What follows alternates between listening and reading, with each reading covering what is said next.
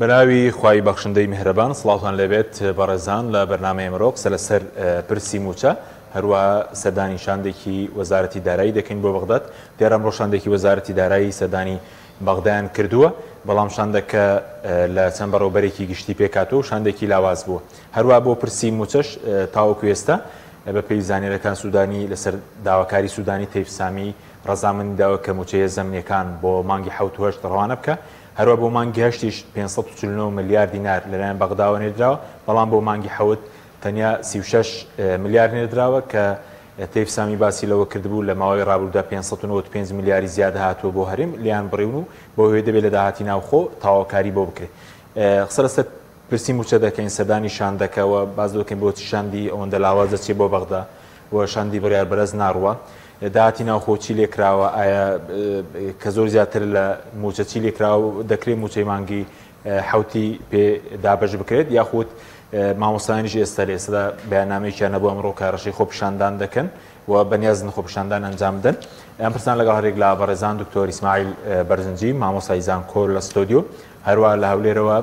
شوان ڕابەر ئەندامی ئەنجومەنی باڵای کۆمەڵی دادگەری قسەی لەسەر دەکەین. سوپاسی ئامادەبوونتان دەکەین. کاکتۆر بەخێربێن، سوپاسی ئامادەبوونت دەکەین. ئەگەر سەرەتا سەرنجی بەڕێزت بزان بەسەرەوەی کە با لە موچەیە زەمنیەکانەوە دەست پێ بکەین، بۆچی هەموو مانگێک لەسەر داواکاری سوودانی موچەیە زەمنیەکان دەنێردرێت و تەیفسامی ئامادەنەی بینێرێ بۆ لاریانە ڕاز ناکرێنەوە کە لە لیستی موچەدا هەیە بەتایبەت هێز زەمنیەکان؟ بناوی خۆی گەورە میهرەبان، سوپاس بۆ جەنابی شت دەستخۆش. وەڵاهی نەک هەر هێزە ئەمنیەکان هەموو مانگێک موچەی فەرمانبەرانی هەرێمی کوردستان لە بەغاوە هەر بە شێوەیەکی نائاسایی هاتووە، بە بڕیار و بە واستەکردن و بە پاڕانەوە و ئیتر ناوی ئەنەی هەر شتێک کە لەلایەن هەرێمەوە لەگەڵ بەغایە کراوە، چونکە ئەو بڕەپارانی کە هاتووە بۆ هەرێم لەسەر مەبنای یاسای بودجەی حکوومەتی عێراق کە بۆ 3 ساڵ پەسەند کرا لەسەر ئەو بنەمایە نییە، خۆی کە مەفروزە لەسەر ئەو بنەمایە بێ، چونکە ئەو وەکو کە ماف و شایستەکانی حکوومەتی هەرێمی دیاری کردو، یعنی موچەخۆران و هەروەها بودجەی تەشغیلی لە بەرامبەرە کۆمەڵێک ئەرکیشی خستووە لەسەر حکوومەتی هەرێم. حکوومەتی هەرێم ئەو ئەرکانەی جێبەجێ نەکردووە، هەتا ئێستا نازانم 80 ملیارە شتێکی لەو بابەتە کەم ناردوێتی خستوێتی سەر حسابەکەی مانگی 85 و مانگی 7 مانگی 74 ینی 230 میلیارد لە بە هەمووی، یعنی بە هەمووی ئەوەی کردو هەتا ئێستا هیچ داهاتی ناوخۆ ئەوەش لەسەر بنەمای حسابکردن و داتا و داهاتی ناوخۆ نەبووە، هەر شتێکی گۆترەکاری بۆ حکوومەتی هەرێم و دوێتی ئەوە نەمانەیە خستوێتە سەر حساب. بەڵام عێراق خۆی یعنی داتای لایە ئەزانێت کە لە هەرێم جارجار ئەمان خۆیان شتیان درکاندووە لەلایەن و دوایی پەشیمان بوونەتەوە لی، یعنی خۆیان نەزانن داهاتەکەش چەندێکە. لەبەر ئەوە هەتا ئێستا کە لە سەرەتای ساڵەوە هەتا ئێستا کەوا بەرەو کۆتایی ساڵ ئەچین هیچ کاتێک بودجەی هەرێم لەسەر ئەو بودجەیەدا یعنی نەنێراوە بۆ حکوومەتی کە حکوومەتی عێراقی، یعنی ئێستا پێدوای حکوومەتی هەرێم لە ماوەڕاو حکوومەتی مابەسە چوارەمی سوێتی بە گۆترەکاری موچەی بۆ بێ بێگومان هەروە بوو، یعنی هەر بە گۆترەکاری هاتووە. موچەی فەرمانبەرانی مەدەنی ئەڵێ موچەی فەرمانبەران هێزی پێشمەرگە و هێزە ئەمنیەکان ئێستا بیزاد ئێستا بۆسی زۆر داکۆکیان کردو لەوەی کە موچەی هێزە ئەمنیەکان ئەم دوو مانگە بەسەریەکەوە بێ. کارێک دەبینی کە زیاتر ئێستا جارێک داواکاری تایبەتیان هەیە بۆ نردنی هێزی ئەمنی، بەس داواکاری تایبەت نەبووە بڵێن بۆ ئەوی موچەخۆرانی مەدەنی. داواکاریەکەی لەبەر ئەوەیە هەر بە تایبەتی ئەم جارە لەبەر ئەوەیە کە هێزە ئەمنیەکانیشیان پێیانە بۆ دەنگدان بۆ کاتی هەڵبژاردن هێزێکن بەوە دادیان دەدا یاخود خەڵک لەوە چاوکراوەتر. وەڵاهی بێگومان خەڵک چاوی کراوەیە، بەڵام ڕاستیەکەی هێزە ئەمنیەکان هێزێکن زیاتر بە ئاسانی ئەتوانن کۆنتترۆڵیان بکەن، دیسپلینیان بکەن، لەبەرەوەی فەرماندەیان هەیە، لەبەرەوەی کۆمەڵێک هەڕەشەیان لێکن کە ڕاستیش نییە تەمان هەڕەشەکان، بەڵام هەڕەشەی ئەوەی کە کارتی دەنگدانەکانتان بێن و ئەوێ بزانین لە چ بنکەیەکە و دوای زانی کێ دەنگی نازانێ کەسێکیش نەیزانیوە، بەڵام ئیترەوە کۆمەڵێک فشارەکە ئەتوانن لەسەر ئەوان بیکەن، بەڵام لەسەر خەڵکی مەدەنی و بە تایبەتی لەسەر موچەخۆرانی مەدەنی. ئەزانن کە موچەخۆران مامۆسایان خەڵکی موچەخۆری مەدەنی زۆر تووڕێ ئەمجارە لێیان، لەبەرەوە بەلایەنەوە ئاساییە ئەگەر موچەکەیان دواش بکەوێڵێن ئەمانە وەکوڵێ ئەمانە پادارەکانن کە ئەڕۆن لە دەستیان، بەڵام موچەی هێزە ئەمنیەکان زۆر داکۆکی لەکەن و ئەگەر پارەشیان بۆ قەرز کرد بێ بە هەر فرتوفێڵێک بێ ئەم دوو مانگەیان بۆ دابینەکەن. بەڵێ سوپاس دەکەم دێمە خزمەت کاکتۆر. مامۆستا شوان جەنابیش بەخێر بێ سوپاسیامە دەبوون دەکەین. دەمەوێت سەرنجی بەڕێش بزانم کە هەموو مانگێگە و کێشەی موچە هەیە و سەبارەت بە جۆری شاندەکانیش کە دەچن بۆ بەغدا. بۆ نمونە شاندێکی هەرێم لە بەغدایە کە لە کۆمەڵێک بەڕێوەبەری گشتی پێکاتوە تا وەزیریان لەگەڵ نییە. بۆ نمونە سەرۆکی حکوومەتی ماوە بەسەرچوو جێگرەکەی ئامادەنین بڕۆن بۆ بەغداد. ئەمە پەیوەندی بە چیەوەیە؟ سەرەتا بە ناوی خوای گەورە و میهرەبان زۆر سوپاس کاک هاشمی بەڕێز بۆ جەنابەت بۆ بەرنامەکەتان بۆ برای بەڕێزمان کاک دکتۆر ئیسماعیل. طبعا ئەو پرسیارەی کە جەنابەت دەیکەی پرسیارێکی جوان و وەجیه و واقعیە ڕۆژانە ئێمە لەگەڵیدا دەژین. ئەمن بەر لەوەی بێمە سەر لایەنی ئیداری کە جوابی جەنابەت بدەمەوە پێم خۆشە لە ڕووی سیاسیەوە جوابی جەنابەت بدەمەوە ئەو جا لەلایەنی ئیداری. لە ڕووی سیاسیەوە بەڕاستی پێویستە خەڵکی هەرێمی کوردستان بزانن کە وەزع و بارودۆخی هەرێمی کوردستان بە تایبەتی حکوومەت وەکو جاران معتەبەر نییە لە گەڵبەغداوە لە ڕووی نێودەوڵەتیشەوە کۆمەڵێک کێشە و بێشە و ئاریشەی هەن.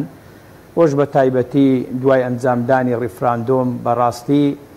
ینی حکوومەتی هەرێم تاڕادەیەکی زۆر خلۆڵ بۆتەوە وەکو جاران ئیعتیباری نییە وەکو جاران ئیشی ناڕوە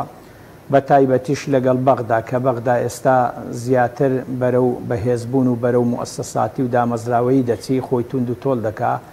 زەبط و ڕەبت و دوسپلین پەیدا دەکا. بەڕاستی مامەڵەی جیا لەگەڵ هەرێمی کوردستاندا دەکا معامەڵەی حکوومەتی فیدرالی مەرکەزی مامەڵەی موەسسەساتی بوون. واتە ئەو دەستورەی کە لە بەغدا کاتی خۆی مقڕڕەواتە بڕیاری لەسەر دراوە تەدوین کراوە و دەرچووە بە حزوری نوێنەرانی کوردیش ینی کورد بۆ خۆی ئەعترافی بەو دەستورە کردووە کە هەرێم پارچەیەکە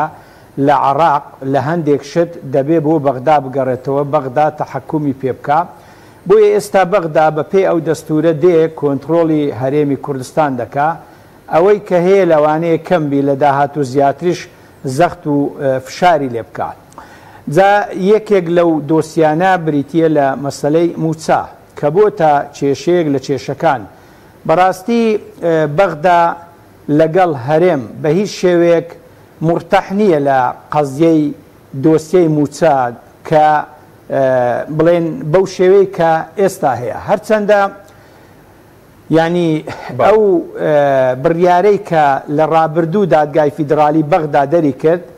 کە لە 4-5 فەقەرەدا بوو من بۆ خۆم نەک بڵێم وایان گوت من بۆ خۆم گوێم لە خەبیرێکی مالی باریع و بڵیمەت بووە کە لێرەشە خەڵکی هەرێمی کوردستانیشە دەڵێ ئەو بڕیارەی کە دادگای بەغدا دەری کرد باشترین بڕیار بوو کە لە ساڵحی موچەخۆران بوو. جا مەبەستم ئیستدلال بۆ بەوە ئیستیشهاد بۆ بەوە دەکەم ئەگەر بێت و ئەو بڕیارە دادگای بەغدا دادگای فیدرالی دەری نەکردبایە دەبوایە ئێستا وەزعی موچەخۆرانی هەرێمی کوردستان زۆر نالەبارتر و زۆر خراپتریش بە لەگەڵ ئەوەشدا کە ئێستا موچە لە کاتی خۆی دانایە یا وەکو پێویست نایە بۆتە کێشەیەکی سەرەکی لە مابەینی هەرێم و بەغدا بۆتە مانشێتی هەواڵەکان کە بەڕاستی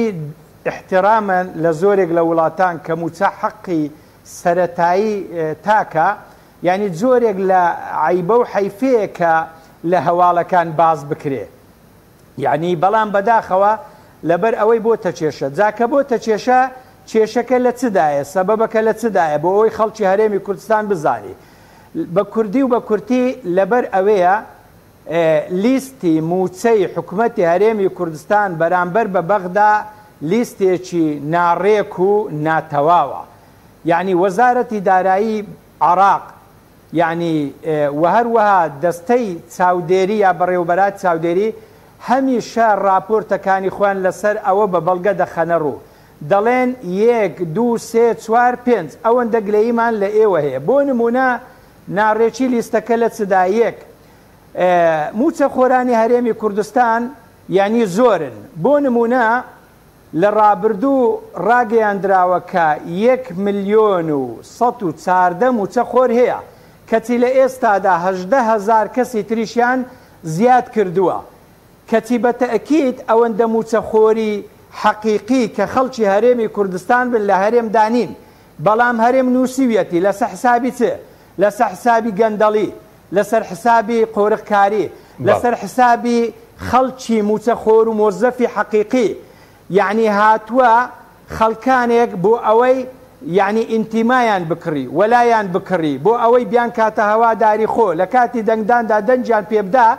هەستایە 1,114,000 کەسی یعنی دەقنووس یا دێرنووس کردووە بەڵام بەداخەوە کە ئەوەندە نییە و هەروەها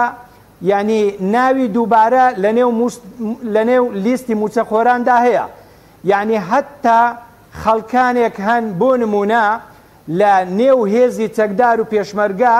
دەڵێ 23,000 کەس ناویان لە وەزارەتی پێشمەرگە هەیە لە هەرێم موچە وەردەگرن لە بەغداش بە هەمان شێوە هەیەە وێڕای ئەوەی کە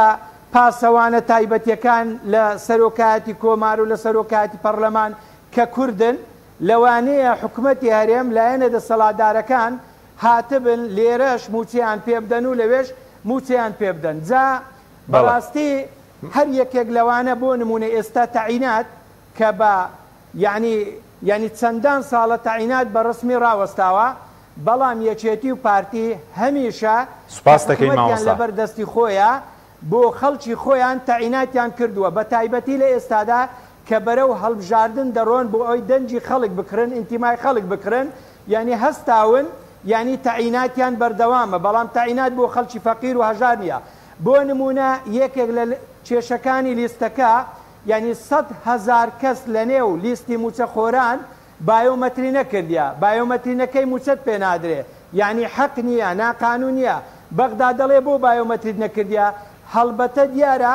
لێرە حکوومەت نەیتوانی وە بایۆمەتری بەوانە بکات چونکە گەندەڵیەکانیان دەردەکەوی لەبەرەوەی هەیە لەوانەیە خەڵکی هەرێمی کوردستان نەبی ئەگەر نفوسێکیشی بۆ دروستکرابی بەڵام لەوانەیە جنسیەی نەبی جنسیەکیشی خوانەکردا بە تەزویر بۆ دروستکرابی بەڵام پەساپۆرتی نییە ناوی لە کونیە و لە ئەوەلیات و لە بیدایەتی سزلەکانی کۆنی عراقی کە ئەو لیستە موچەکە ئەوەکانی تەواو نییە بۆیە ئامادە نییە بۆیە ئەمن لێرە بە خەڵکی هەرێمی کوردستان دەڵێم ئەوە دیفاع نییە لە بەغدا بکەم بڵێم گلەی لە بەغدا مەکەن ئەو شتەی کە پێویستە یعنی گلەی لە بەغدا بکرێ پێویستە شەڕ لەگەر بەغدا بکرێ ئەوەی کە پێویستیشە یعنی گلەی لە حکوومەتی هەرێم بکەین با خەڵک گلەی لە حکوومەتی هەرێم کە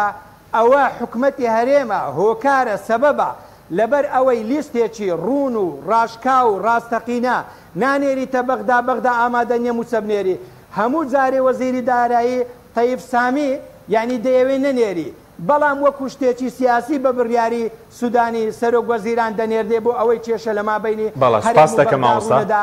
پێشم وایە ئەگەر چەندان مانجی تر و چەندان ساڵی تریش پێ بچی ئەو لیستەی موچە و دارایی و داهاتی هەرێمی کوردستان بە هیچ شێوەیەک ڕوون نابتەوە لۆ لەبەر ئەوەی گەندەڵیان ئەوەندە زۆرە فرتوفێڵ و گزیان ئەوەندە زۆرە ئەوەندە زۆریان کردووە نازانن چۆن حقیقت بە بەغدا بڵێن و بە دنیا بڵێن تا لە ناو حیزبەکانیشیان یعنی هەموو کەس لە ئەندامانی سەرکردایەتی و مەکتەبی سیاسی داهاتەکان و حقائقەکان نازانی. بەڵێ سوپاس دەکەین مامۆستا دوای دیمە خزمەت کاکتۆر سەبارەت بە شاندەکان ئەو پرسیارشم مامۆستاشوان کە دوای دەچمەوە داهێر پرسیاری قسەی لەسەر دەکەین ئەو شاندانەی کە دەڕۆن بۆ بەغدا شاندی لاواز نین بۆ دەچەند بەڕێوەبەرێکی گشتی پێکاتەوەی تەنانەت وەزیری دارایی نەڕۆیشتووە ئەوە جێگیری سەرۆکی حکوومەت و سەرۆکی حکوومەت و بڵێ میدیاکانی خەریکی شەڕەدەن وکن بۆ نزیکبوونی هەڵبژاردن بێگومان ئەوە دەلالەتە لەسەرەوەی کە دەسەڵاتدارانی هەرێم یاخود باشتر وایە بڵێن ئەم پەیکەرە ئیداری کە لە هەرێم هەیە یعنی هەر بەڕاستی گوناحە پێی بوترێ حکوومەت پەیکەرێکی ئیداریە لە هەرێم هەیە کە ئیشی بریتیە لە بازرگانیکردن و بەدەستهێنانی کۆمەڵک ماف و امتیازات بۆ کۆمەڵک کەسی دیاری کراو ژینا لە هەموو عورفی دنیاە وایە کە تۆ وەفدێک ئەنێری بۆ بابەتێکی زۆر چارەنووسساز وەکو پرسی بودجە و موچە بۆ فەرمانبەرەکانت بۆ خەڵکەکەت پێویستە خەڵکی قسە بەدەست بچێ بۆ ئەو شوێنە خەڵکێک لە بەرزترین هەرمی دەسەڵاتەوە بچێ بۆ ئەوێ بۆ ڕێکەوتن لەگەڵ بەغایە باشە تۆ بەغدا لەوێ سەرۆکوەزیران لەگەڵ دانیشێ وەزیری داراییە خەڵکی معنی بە ئیشەکەیە معقول نییە تۆ لە ڕووی ئیداریەوە کۆمەڵە کەسانێک بنێری بۆ لایەن کە پلە ئیداریەکەیان زۆر لەوان نزمترە و ئیحراجیشە من بەڕاستی ئەو بەڕێزانە چن بۆ ئەوەیە کە ئەوان هیچ دەسەڵاتێکی بڕێردانیان بەدەست نییە لەبەرەوە ناچار وەکو پەیام بیهێنەوە بۆ هەرێم و جارێکتر بیبنەوەڵی پەیامبەر دەبین ینی پێیان دێن و دێن هەر ئیشەکان ینی بەڕاستی کۆتری نامەبەر هەر ئەوەیە ینی ئەجینا ینی بۆ خۆشیان ئیحراجیە بەڵام چی بکەن تر واوانیان نردووە ئەگەر تۆ بەجددی ئەوە ئەگەێنێ کە ئەم پەیکەرە ئیداریەی هەرێم نایەوێ ڕێککەوتنێکی تەواوەتی و کۆنکرێتی لەگەڵ بەغا بکە بۆچی لە قازانجیان نیە ڕێککەوتنێکەکان بەسەر لیستی موچە بێ داهات بێ کاکتۆر لە بەرژۆندیاندانەکە ڕێککەوتنەکە هەتا غامز بێ هەتا نادیار بێ بۆ ئەمان باشتر ئەتوانن باشتر دەستی خۆیانی لێ بۆشێنن ێ باش ئەگەر وەزیری دارایی بچێ بۆ ئەوێ بە تەواوەتی دانیشێ لەگەڵ یان ناو داوای داهاتی ناوخۆی لێ بکەن بە داتا و هەمووی بخاتە بەردەستیان دوایی کەشف ببێ ئێکە کەشف بوو مەجای هیچی تیان نامێنێ سەرۆک وەزیران نازانم یعنی بەڕاستی لەوانەیە بە جۆرێک لە مەسەلەی لوودبەرزیش ئەوان بەغالێکی بنەوەکە بۆ سەرۆک وەزیران جێگری سەرۆک وەزیران نایەن یعنی ئێوە هەرێمێکن لە ڕووی ئیداریەوە لە ڕووی پرۆتۆکۆلیەوە لە حەچی لە ڕووی قانونی نێودەوڵەتیەوە ئێوە بچووکترن لە ئێمە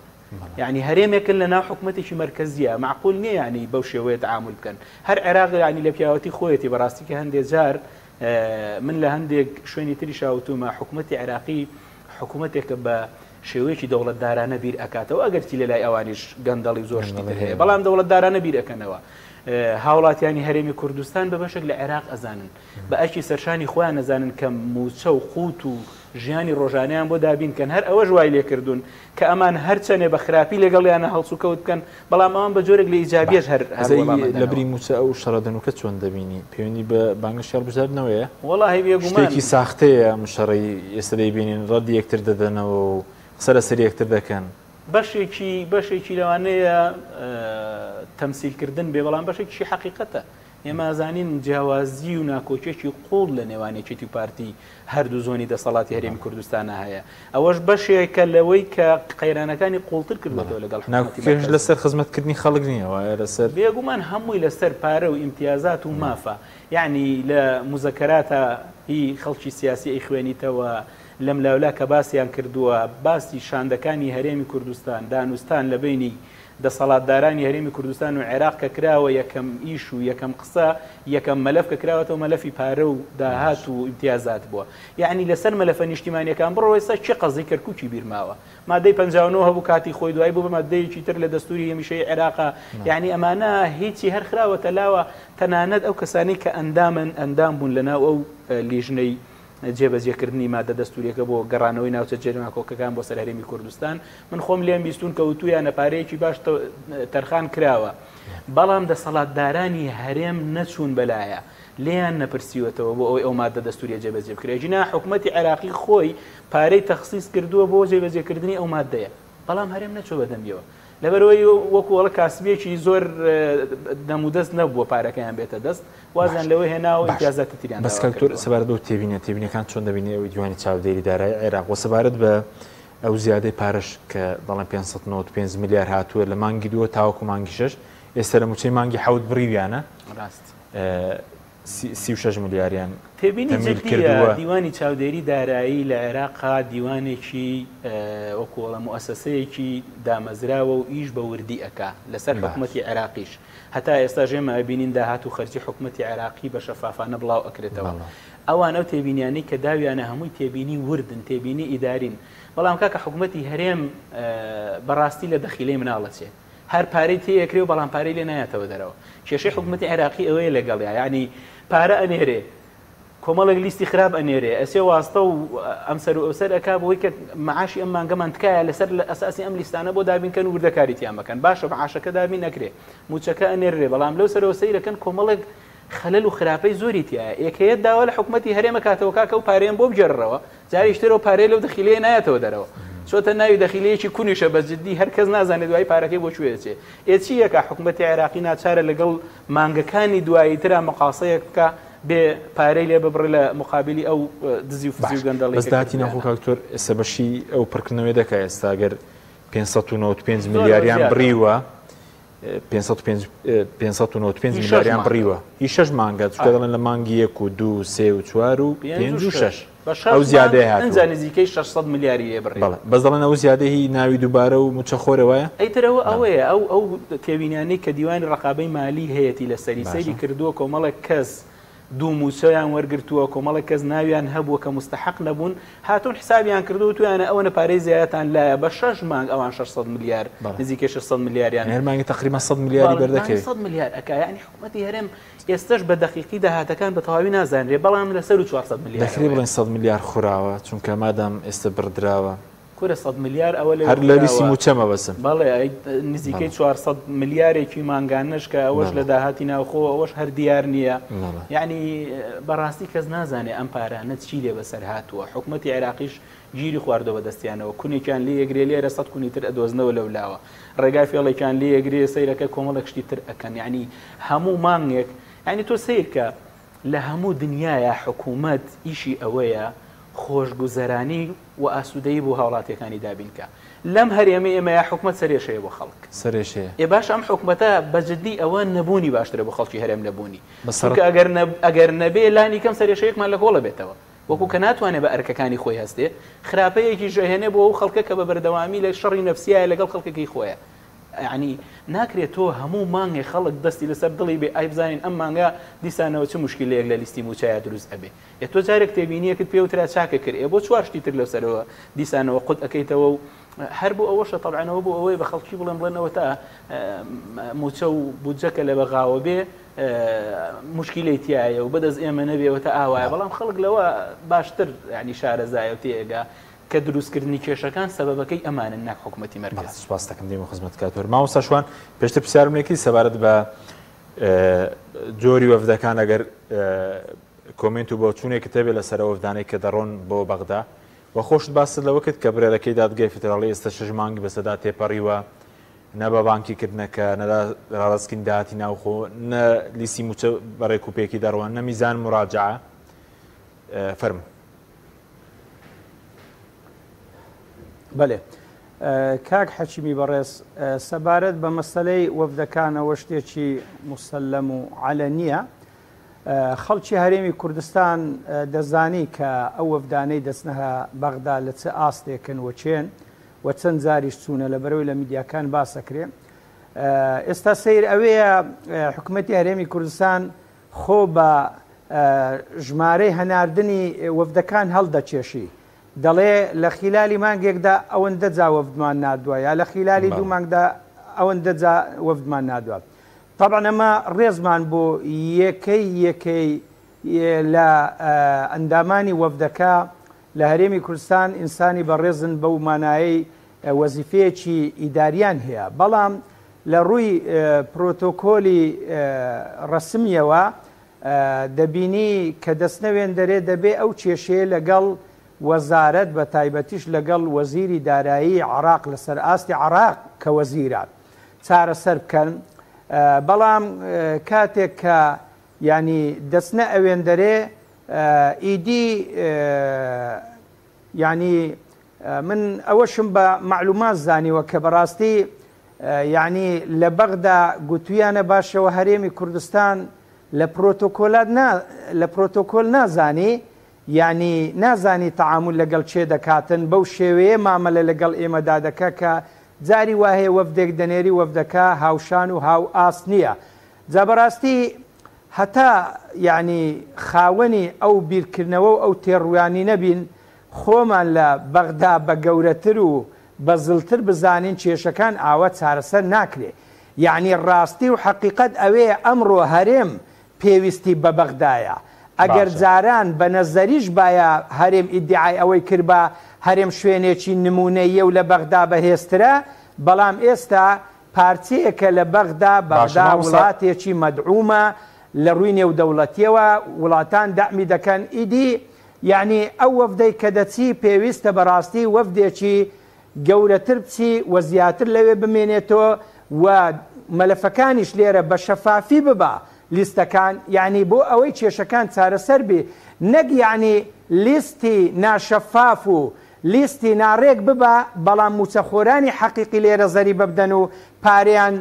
تاخیر بێ نەتوانن ڕۆژانە بژێوی ژیانیان لە بژێوی ژیانیان خەرجکەن و لەسەری قەرزار ببنەوە. بەڵێ مامۆستا سەبار بووی کە پێشتر باست دەکرد وتت خەتاباری یەکەم دەسەڵاتدارانی هەرێمن سوێسە گوێمەلاندێک بەرپرس دەڵێن بەغدا سزامان دەدا پێویستە خۆپیشاندانی دێش بکرێ.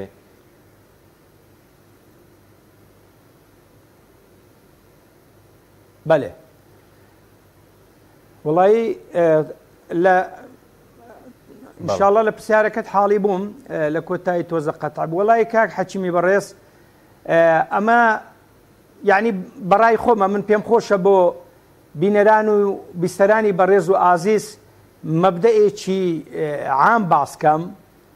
یا شتێک باسکەم کێشەیەک باسکەم کە مەبدەئێکی گشتی و گەورەیە ئەویش ئەوەیە دەبێ خەڵکی هەرێمی کوردستان بزانی هەرێمی کوردستان لە ئێستادا تووشی ئەزمەیەکی هەمەلایەن بووە لە کۆمەڵێک ڕۆوە کێشەی گەورەی هەن لە کۆمەڵێک ڕۆوە چەقیوە بۆیە حکومەتی هەرێم بەرەو دواوەیە یەکێک لە کێشە و ئەزمە و تەنگ و چەلەمەکانی بریتیە لە قەزیەی ئەزمەی دارایی بەڵام ئەزمەی دارایی بۆ بەرپرسە باڵاکان نا ئەزمەی دارایی بۆ هاوڵاتیان بەرپرسە باڵاکان خاوەنی سەروەت و سامانێکن کە بەڕاستی یعنی لە دوای ڕاپەڕینەوە دای دەکەن و کۆی دەکەنەوە لەسەر حسابی خەڵکی هەژار و نەدار و لەسەر حسابی دەسەڵات ئەوەی کە تووشی بێبژێوی و بێکاری و بێخەدەمی بووە تووشی مەینەتی و تاڵی و ناسۆری و بێپارەیی بووە بریتیە لە هاوڵاتیانی بەڕێز هاوڵاتیانی بەڕێز بۆ نمونە یەک لەوانە یعنی حکومت وەکو پێویست لە هەندێک شوێن خەدەمات ناکا کە خەدەمات ناکا خەڵک تووشی کێشە و بێشە دەبی پارە سەرف ناکا بۆ خەڵکێک تووشی کێشە و بێشە دەبی بەڵام بۆ خۆی سەرف دەکا چەندان پرۆژە لە هەرێمی کوردستان هەن کە حکومت پێشتر دەستی پێکردووە هەیە 12 ساڵە دەستی پێکردووە تا ئێستا تەواو نەکراوە کەچی لە میزانیەشدا میزانیەی بۆ تەخسیس و تەشخیص کراوە ئیتر ئەوانە هەمووی یعنی لە زمنی ئەو ئەزمەیە کە هەن بۆ نمونە یعنی کاڵا ڕۆژێ بۆ ڕۆژێ یعنی مەسەلەن نرخی بەرز دەبی کەلوپەلەکان و هەروەها باجەکان زیاد دەبن و خەڵک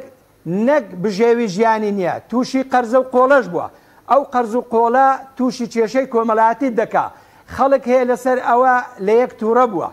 یەکتری ئەزیەت داوە دەنجی لە یەک ڕاگرتووە حتا وای لە هاتووە شەڕەتەقییان لە مابینی بووە خەڵکێک گیراوە خەڵکێک کوژراوە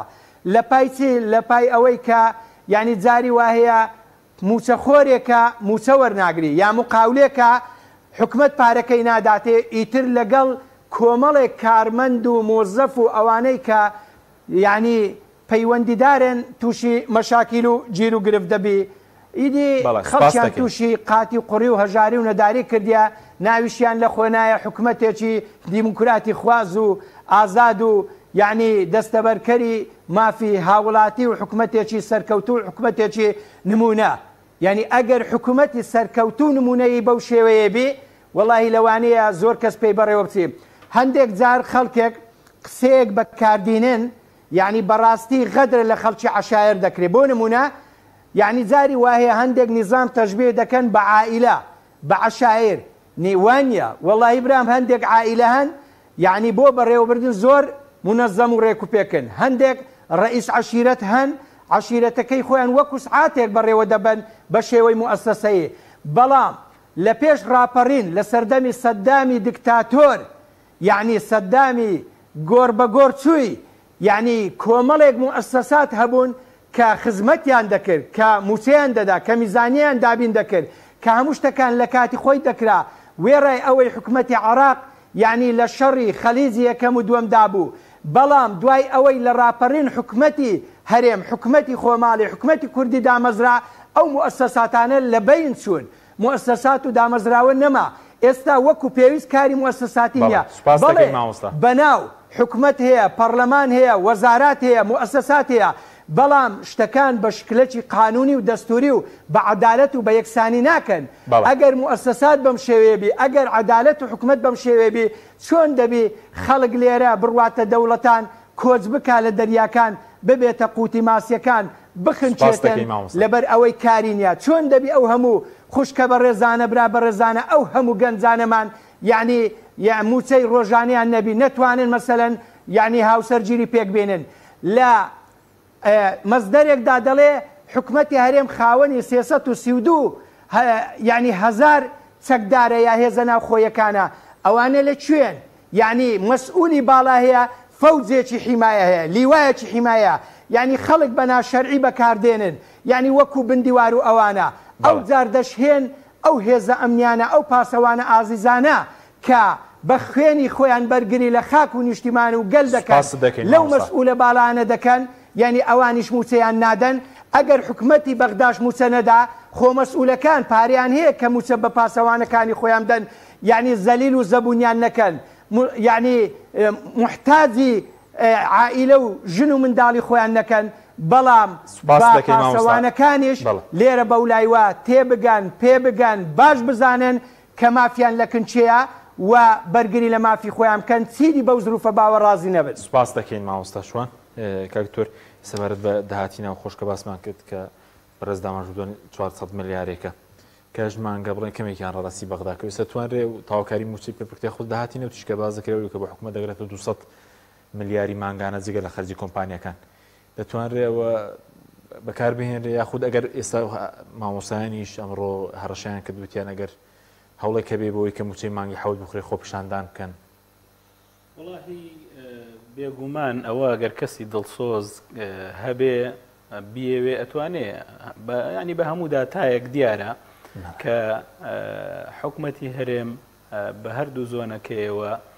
لە نەوتی قاچاق و لەو داهاتە ناوخۆیی کە زۆربەی زۆری باج و ڕوسوماتی زۆرە خسویانەتە سەرشانی هاوڵاتی ینی وەش جۆریشترە لە فێڵ کە ها داهاتی ناخۆ زیاتر ئەبێ ئەو بودجەیە ئێستا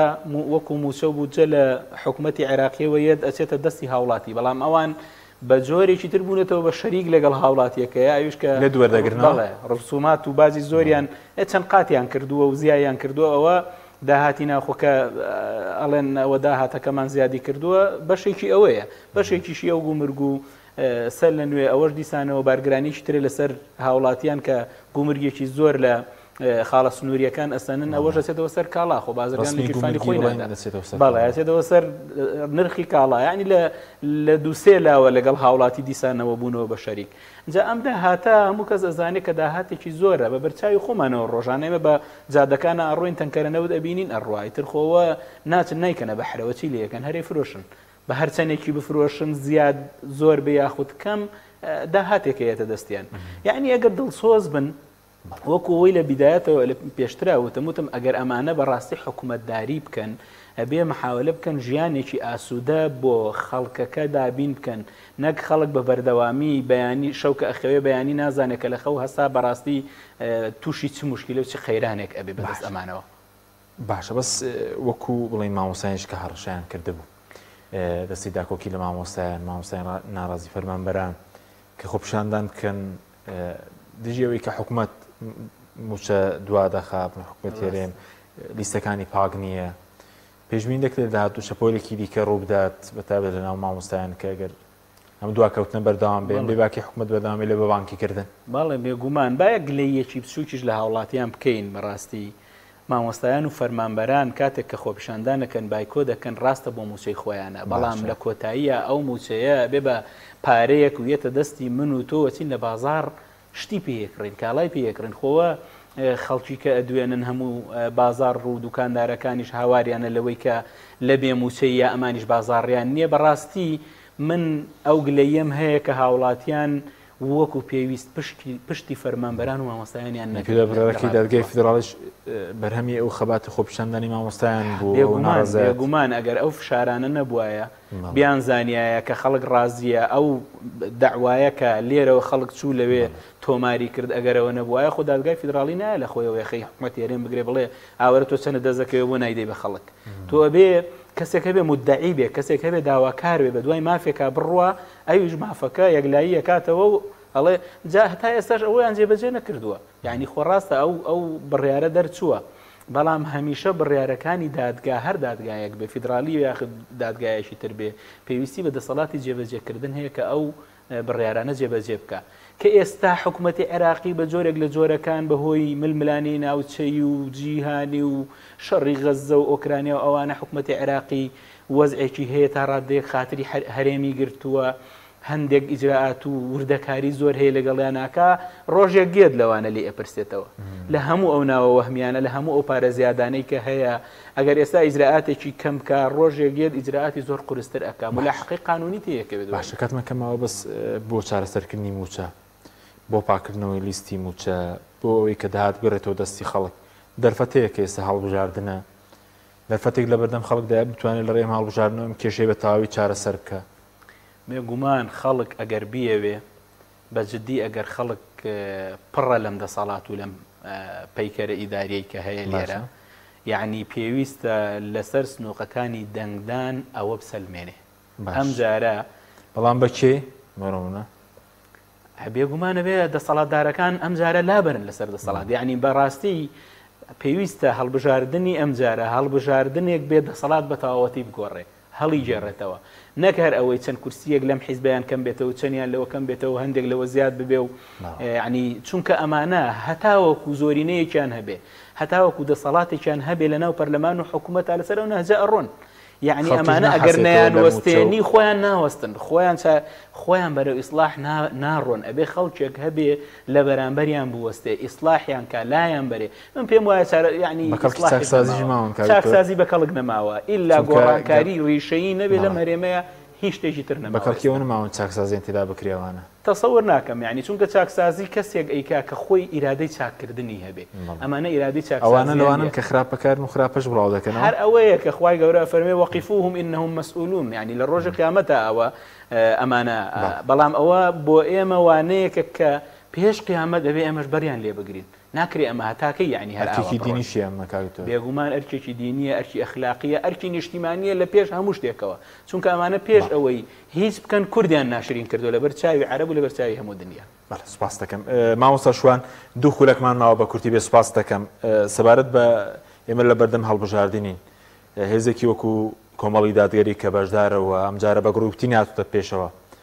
دەتوانێت ئەم دەسەڵاتە ڕابگرێگەر خەڵک دەنگی پێ بداوە کێشەی موچە کێشەکانی تر چارە سەرکە بەڵام بە کورتی لە دوو خولەکدا سوپاس دەکەم بەڵێ پێش ئەو جوابەی جەنابەت حەزەکەم یەک قسەی کورد لەسەرەوە بکەم لە هەرێمی کوردستان ئایا بۆ پارە نییە یعنی لە کاتێکدا کە لە میزانیەی بەغدا بەڕسمی بڕیار دراوە کە مانگانە 950 ملیار دینار والله ئەعلەم بۆ موچەبی و